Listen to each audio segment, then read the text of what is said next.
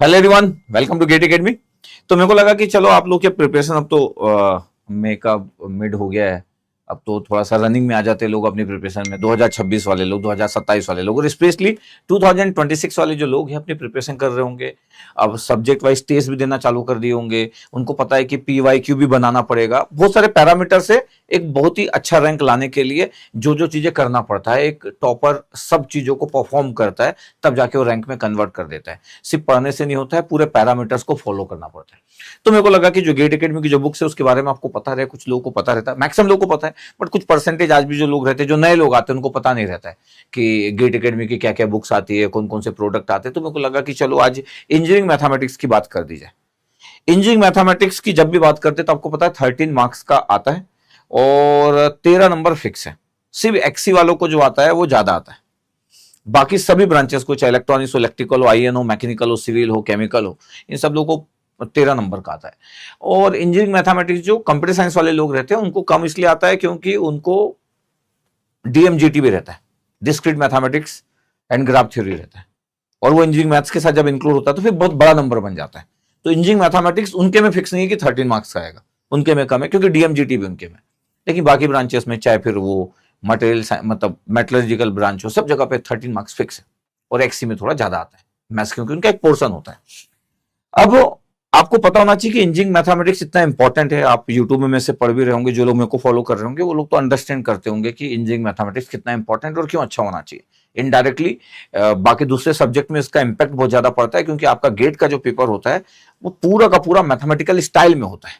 Gate का जो paper है वो मैथमेटिकल स्टाइल है, न्यूमेरिकल आंसर टाइप, इतने सारे क्वेश्चन आते हैं। अब तो MSQ भी आना चालू हो गया और बरसों से पेपर पूरा का पूरा मैथमेटिकल स्टाइल पे बेस्ड है, पूरा गेट का पेपर। तो जिन लोगों का मैथमेटिकल ट्रीटमेंट अच्छा होता है वो लोग अच्छे स्कोर करते हैं गेट के एग्जाम में।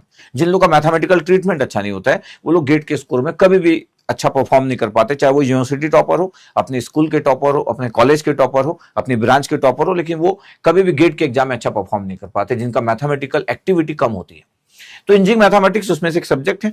अब आपके पास अगर किसी को ये पता करना है कि सर बेस्ट मैथमेटिक्स की बुक कौन सी चाहिए, तो मेरे को लगता है कि कोई भी इंजीनियरिंग मैथमेटिक्स की बुक्स को आप मत टच करिए, क्योंकि नीड नहीं है। अगर आप यूट्यूब में मेरे को फॉलो कर रहे हो तो फिर किसी बुक्स की नीड नहीं है। आपको ज्यादा से ज्यादा PYQ की बुक बनाना चाहिए और आपको इंजीनियरिंग मैथमेटिक्स की बुक को फॉलो, और किसी बुक्स को फॉलो करने की नीड ही नहीं है। और मार्केट में से कोई बुक नहीं है जो कि इंजीनियरिंग मैथमेटिक्स की कंडीशन को फुलफिल करती है, एक्सेप्ट गेट एकेडमी। मतलब ये आपको आइडिया भी होना चाहिए, और आइडिया नहीं है तो आइडिया ले भी लेना। तो ये एक इंजीनियरिंग मैथमेटिक्स की बुक, ये 2022 लिखा हुआ है, 2022। तो आपको लग सकता है सर 2022 लिखा हुआ है, तो हाँ 2022 लिखा हुआ है, ये दिख रहा होगा आपको। इसमें सिनॉप्सिस भी है, मतलब हर चैप्टर जब भी स्टार्ट होगा पूरा सिनॉप्सिस है।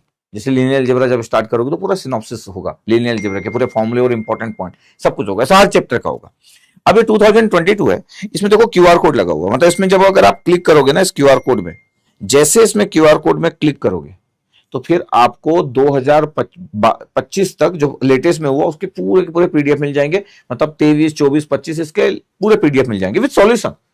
ठीक है, अगर ये आप हार्ड कॉपी लेते हो तो, क्योंकि ये 2022 एडिशन है। आपको लगेगा कि सर 2022 एडिशन क्यों लूं, ये उनके लिए जो लोग हार्ड कॉपी पसंद करते। तो क्योंकि अब हमारे कोई भी लेटेस्ट एडिशन की जितनी भी बुक्स है, कोई भी हार्ड कॉपी बुक नहीं आ रही है। हार्ड कॉपी की बुक हम ला ही नहीं रहे मार्केट में। तो ये कुछ स्टॉक क्लियरेंस के लिए कुछ बुक्स बची हुई है, और जिनको हार्ड कॉपी पसंद है पूरी कलरफुल बुक रहती है। अगर आप ऐसे देखोगे ना कि पूरी कलरफुल बुक रहती है, ये कलरफुल बुक है पूरी। तो ये आपके पास कुछ ही स्टॉक क्लियरेंस, अब कुछ ही बचा। जैसे एप्टीट्यूड की बुक आप बोलोगे कि चाहिए गेट एकेडमी की बुक, तो खत्म हो गई, पिछले साल ही खत्म हो गई, पिछले साल स्टार्टिंग में खत्म हो गई थी। तो वो बुक अवेलेबल नहीं है, अब कभी नहीं आएगी हार्ड कॉपी, वो ई बुक्स है। ये कुछ अभी भी पीसेस बचे हुए, मतलब अभी भी कुछ कॉपीज बची हुई है। तो इसमें आपको पूरा मिल जाएगा 1992 से लेके, और आपको पूरे क्वेश्चन बनाना चाहिए हर ब्रांच के। इसमें हर ब्रांच के क्वेश्चन है, पूरा डिटेल सॉल्यूशन, 2 सॉल्यूशन 3 सॉल्यूशन एक एक क्वेश्चन के। और जो लेटेस्ट के पेपर है अप टू 2025, वो QR कोड को जब स्कैन करोगे तो आपको लेटेस्ट के PDF मिल जाएंगे, ओपन हो जाएगा एक ड्राइव और उसमें लेटेस्ट के मिल जाएंगे। ये उन लोगों के लिए जो हार्ड कॉपी ही पसंद करते हैं, ये उन लोगों के लिए। अच्छा, अब ये स्टॉक क्लियरेंस है, इसलिए इसमें 60% का डिस्काउंट अभी चल रहा है, क्योंकि हमको स्टॉक क्लियर करना है इसलिए ये। तो स्टॉक क्लियरेंस के लिए 60% है, तो जो भी इसकी प्राइस होगी, और इसकी जो भी प्राइस थी, क्योंकि हार्ड कॉपी की प्राइस थी, तो इसमें 1200 लिखा हुआ, तो 60% का डिस्काउंट है। तो ये आपको बस आइडिया है उसका कुरियर चार्जेस लगता है और ये आप ले सकते हो। तो ये आप वेबसाइट से जाके ले सकते हो, ऑर्डर कर सकते हो वेबसाइट से जाके, अगर गेट एकेडमी का प्रोडक्ट लिए हो तो। अब किसी का क्वेश्चन ये होगा कि सर इसमें ई बुक्स है कि नहीं? बिल्कुल ई बुक्स है। अगर मैं आपको बता दूं कि इसमें ई बुक्स है, तो ये आपके पास 1993 से लेकर 2025 तक ये पूरा ई बुक्स लेटेस्ट अभी आपका इसी अब भी एडिशन अभी निकाला हूं, कुछ ही दिन हुए, तो ई बुक्स भी आ चुकी है। और इसमें पूरे 2025 तक पूरे चैप्टर में डिवाइडेड है, जैसे चैप्टर में डिवाइड होना चाहिए। यहां पे 2023 से लेकर 2025 तक सिर्फ पीडीएफ है, जिसमें सॉल्यूशन है क्वेश्चन के बाद पूरा। वो चैप्टर के अंदर जाएंगे नहीं, क्योंकि वो पूरा पीडीएफ है 3 साल के। जो लेकिन जिसको हार्ड कॉपी पसंद है वो यही बुक लेता है। लेकिन ये भी स्टॉक क्लियरेंस है, ये भी क्लियर बता दूं मैं, ये खत्म हो जाएगा तो उसके बाद आपको ये भी नहीं मिलेगा। हाँ, जो लोग ई बुक्स में कंफर्टेबल है वो ई बुक्स ले सकते हैं। हाँ, ई बुक्स की प्राइस आपके पास अगर आप देखोगे तो ई बुक्स की प्राइस आपको कम दिखेगी। अगर आप देखोगे तो ई बुक्स की प्राइस आपको दिखेगी ये 333 प्लस जीएसटी, 333 प्लस जीएसटी आपके पास ई बुक्स की प्राइस है। और इसमें सब कुछ है, जैसे इसमें ईएससी क्वेश्चंस भी 2017 से 2024 तक ईएससी के पूरे जो क्वेश्चंस आते हैं, कॉमन टू ऑल ब्रांचेस जो पेपर 1 में आता है, और टेक्निकल में, इलेक्ट्रिकल में भी ईएससी में मैथ्स आता है, वो भी पूरा कवर है। ये 77 पेजेस, नंबर ऑफ पेजेस भी लिखे कि कितने, लगभग 1000 से ज्यादा पेजेस है इसमें सिर्फ इसी बुक में। तो जस्ट आपको आइडिया रहे कि पूरा डिटेलिंग किया हुआ है, पूरे चैप्टर्स प्रॉपर वे में डिवाइडेड है, पूरा सॉल्यूशन है, यही बुक है। लेकिन अब इसमें जो हम, क्योंकि ई बुक्स के फॉर्मेट में आ चुके हैं, हम अभी सभी बुक्स को ई बुक्स में ला रहे हैं।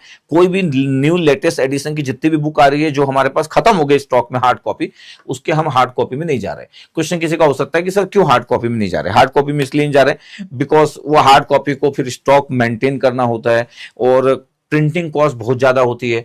फिर 1 साल के बाद फिर नया एडिशन, जैसे नया पेपर होना चालू होता है तो फिर लोग बोलना चालू कर देते कि सर नया एडिशन सर है क्या करके।